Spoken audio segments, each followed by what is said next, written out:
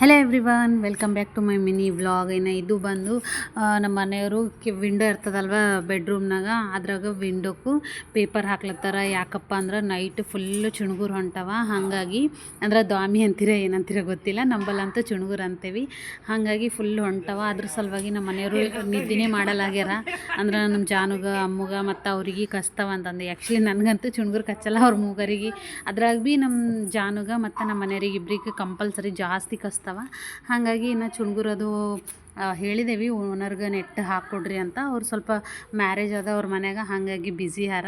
ಅದ್ರ ಸಲುವಾಗಿ ಸ್ವಲ್ಪ ಮ್ಯಾರೇಜ್ ಎಲ್ಲ ಆಗಿದ್ಮೇಲೆ ಹಾಕ್ಕೊಡ್ತೀನಿ ಅಂದಾರ. ಅಲ್ಲಿ ತನಕ ಹಂಗಾರ ಅಡ್ಜಸ್ಟ್ ಮಾಡ್ಕೊರಿ ಅಂದ ಸಲುವಾಗಿ ಇನ್ನು ನಮ್ಮ ಮನೆಯವರು ಫುಲ್ಲು 2 days ನಿದ್ದೆ ಮಾಡಿಲ್ಲ.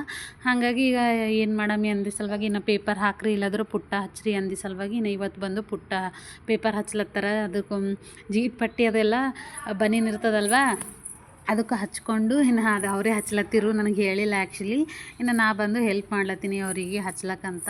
ಇನ್ನು ಗಾಳಿ ಬರಲ್ಲ ಪರವಾಗಿಲ್ಲ, ಏನಂದ್ರೆ ಗಾಳಿ ಬರಲ್ಲದ್ರು ಭೀ ಪರವಾಗಿಲ್ಲ. ಖರೆ ಚುಣ್ಗುರಂತೂ ನಿದ್ದೆ ಮಾಡ್ಲಿಕ್ಕೆ ಬಿಡಲಾಗ್ಯವ. ಹಾಗಾಗಿ ಫುಲ್ ಅವ. ಅದ್ರ ಸಲುವಾಗಿ ಈಗ ಈ ಥರ ಹಚ್ಚಿಬಿಟ್ಟಾರೆ ನಮ್ಮ ಮನೆಯವರು ಫೈನಲಿ.